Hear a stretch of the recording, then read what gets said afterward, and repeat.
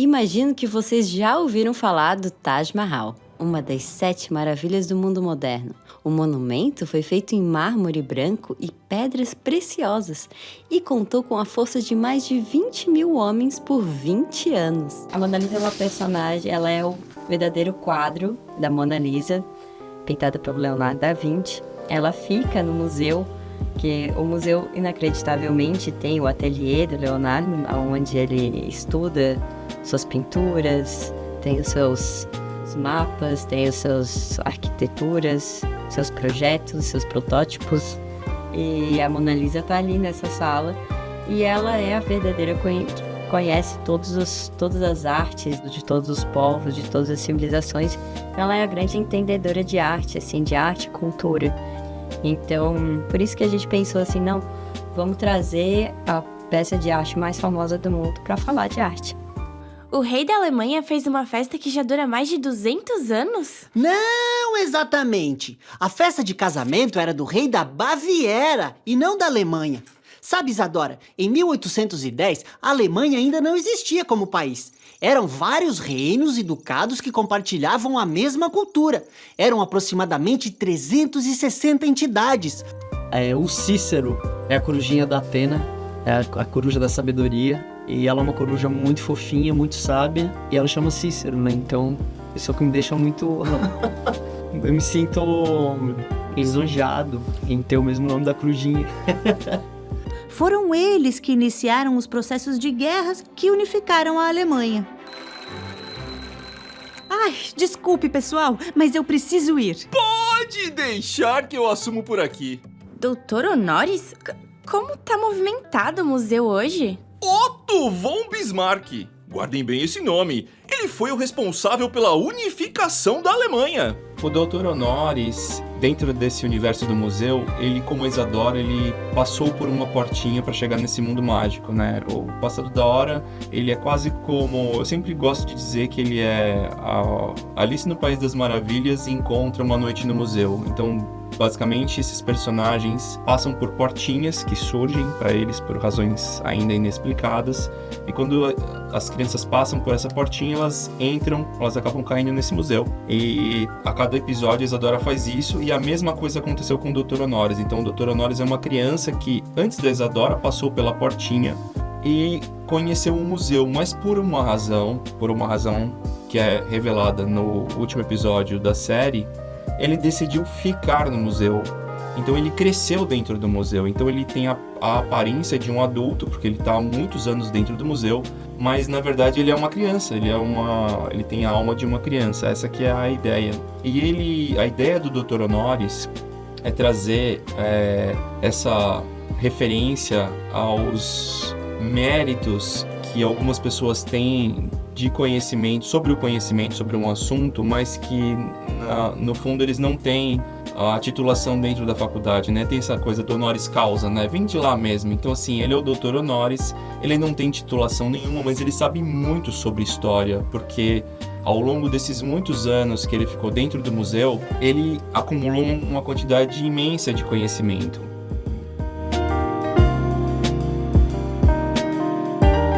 Realmente, assim, esse estilo que a gente faz de gravar os personagens separados é muito difícil. No final de contas, são 20 episódios de 13 minutos cada, né? Então, você tem que estar na cabeça muito bem sólido, assim, todos os personagens e como que eles estão sentindo, o que está acontecendo para cada episódio, para você conseguir realmente saber, né, brifar o ator naquele momento, naquela fala, né? Porque não tá acontecendo tudo ao mesmo tempo. Seria impossível de a gente ter 13, mais de 10 personagens, né, ao mesmo tempo gravando.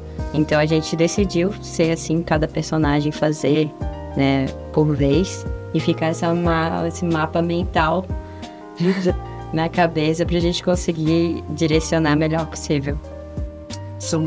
É um texto que tem muitas informações e muitas palavras difíceis de serem ditas. Então, para não deixar...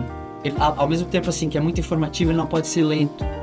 Então conseguir deixar com que as frases ficassem gostosas de ouvir, bem claras e ao mesmo tempo levemente rápidas, Essa acho que foi a maior dificuldade. Principalmente tantos termos em outras línguas, né? Que a gente passava o tempo inteiro vendo como se pronunciava, não só para o Cícero, mas para todos os personagens.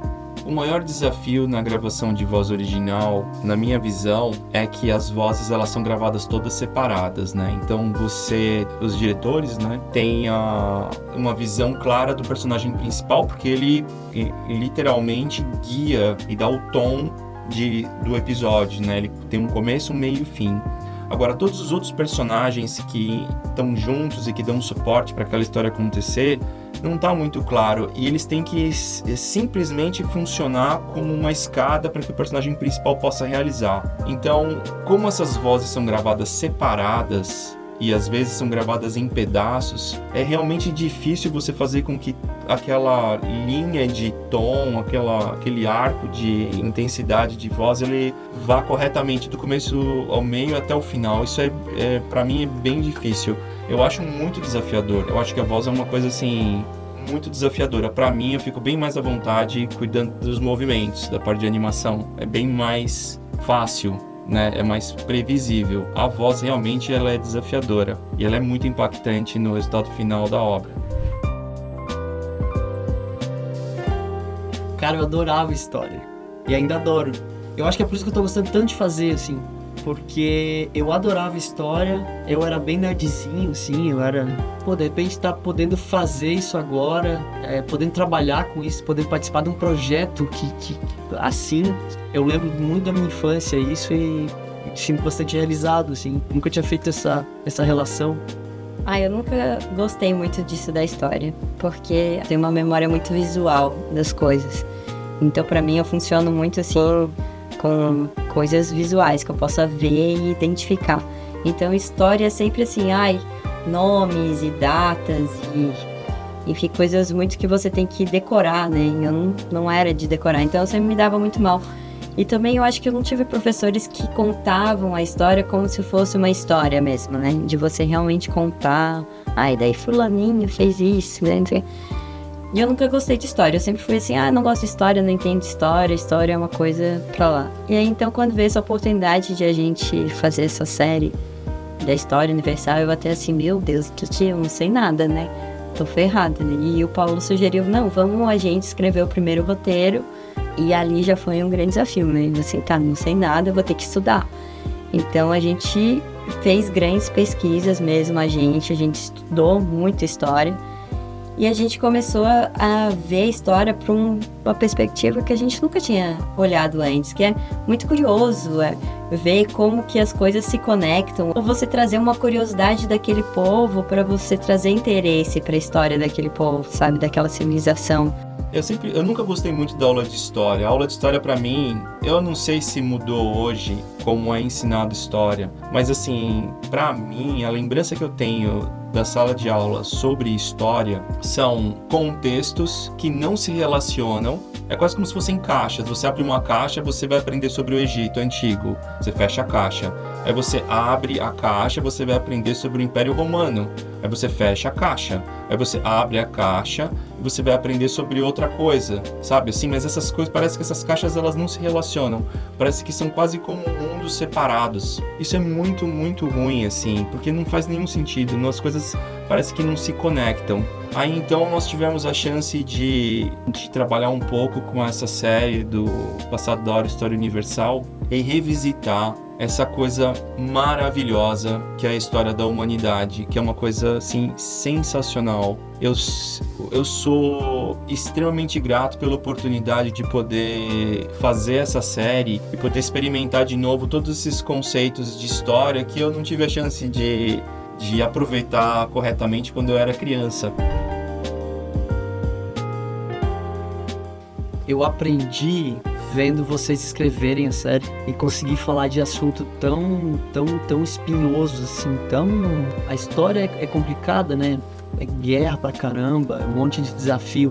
E conseguir passar isso com tanta leveza, conseguir passar isso pra uma criança, eu acho que é o que mais me provoca, assim, cara, é complicado, sabe? Conseguir passar uma história dessa, rindo. Os personagens são tão engraçados e tal.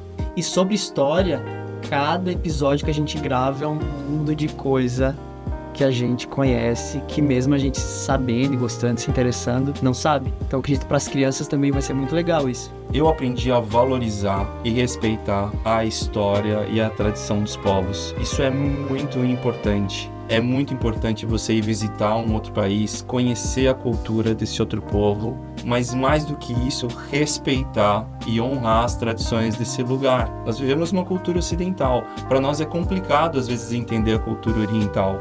Então é muito importante você tentar compreender a cultura desses outros povos antes de você tomar qualquer julgamento, porque a nossa cultura é o resultado da nossa história e a cultura deles, né, é resultado da história deles, e tudo isso tem uma razão, tem uma lógica, então isso é muito importante. Eu acho que a lição máxima é isso, é respeitar a história e a tradição de todos os povos. E daí você realmente se encanta, sabe? Você consegue contar a história de uma maneira cativante. Foi muito trabalho, muito trabalhoso mesmo a gente estudar, né, entender, e aí então conseguir escrever sobre. E claro, a gente tem revisão de história, né? Tem toda uma pedagogia ali em volta. Ela não é focada para ensinar a história, né? Ela é só um complementar, assim, para tipo começar a atiçar o interesse das crianças para a história.